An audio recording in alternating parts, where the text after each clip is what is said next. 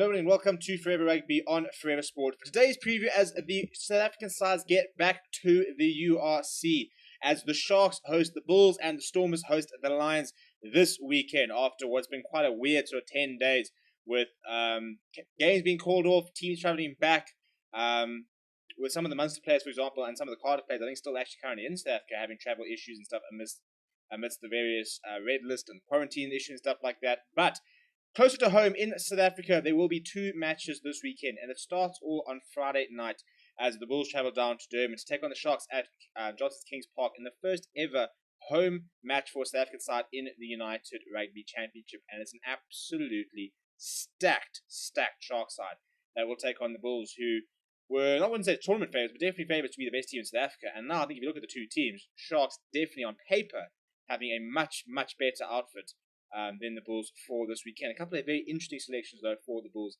as well. Before we look at the teams, please do smash a like on the video and subscribe to the channel as well. We will be live quite a lot this weekend. We're going to be doing some sevens. We're going to be doing some of the URC as well. So check out the channel for when the streams and stuff will be on, and come and hang out in the comments and stuff like that.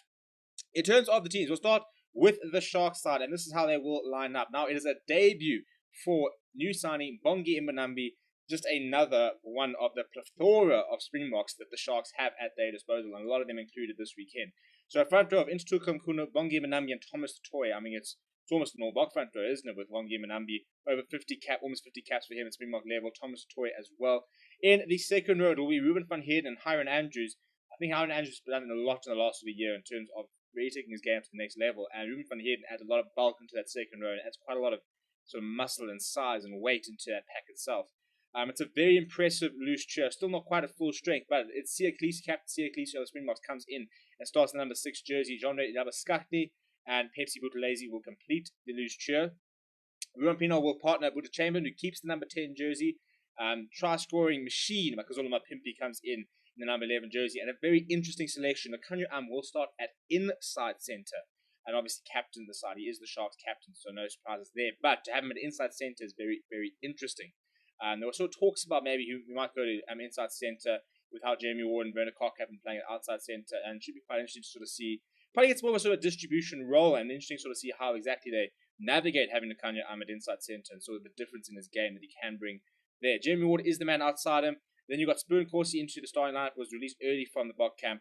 No upgrade Fassi for whatever reason this weekend, as well as Noko and Bosch. Anthony Folming starts at full back. Off the bench, Kieran van Vuren, Kwesi Mona, Lawrence Orjansa, Reniel Hugo, Henko Fenter, Snare Nahamba, Tito Bonilla, very nice player, bringing an Argentine international off the bench, and Werner Kok. So it's a very stacked squad. Lots of experience all over the park in key areas, especially. Bongi Mbonambi, will sort out the lineouts.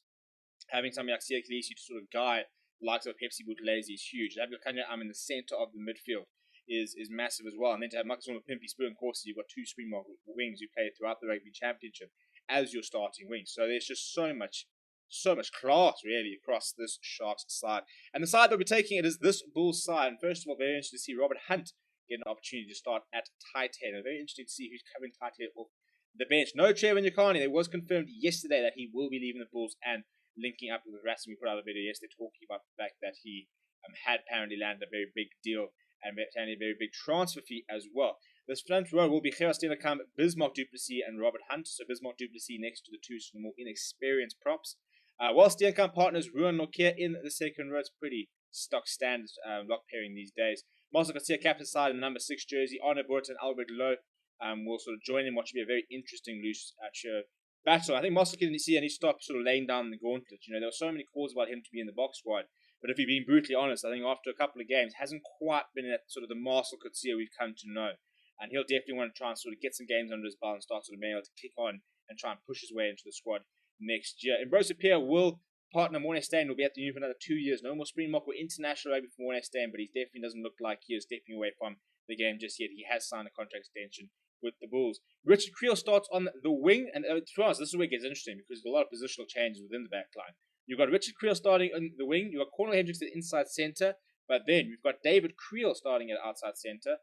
We saw how Jesse Creel went from 15 to 13. Not they were later, anything like that. It's just the same sort of positional switch. So it's not the first time we've seen A Creel go from 15 to 13 in the Bulls jersey. Madash Tambwe at 14. And then Curtly Orense, very interestingly, starts at full back. Off the bench, Back from the box squad, Johan Kwabola will be looking to try and get some game time and continue impressing. Sampier Mantanzima and Lizo BOK are the two props on the bench as well. Now, they are both usually loose heads, so it'll be quite interesting at this stage, in theory, with the number 18. BOK is looking to cover tight heads, so maybe sort of going with the Trevor Nyakani sort of idea, maybe sort of becoming a bit of a swing prop and being able to sort of play on both sides.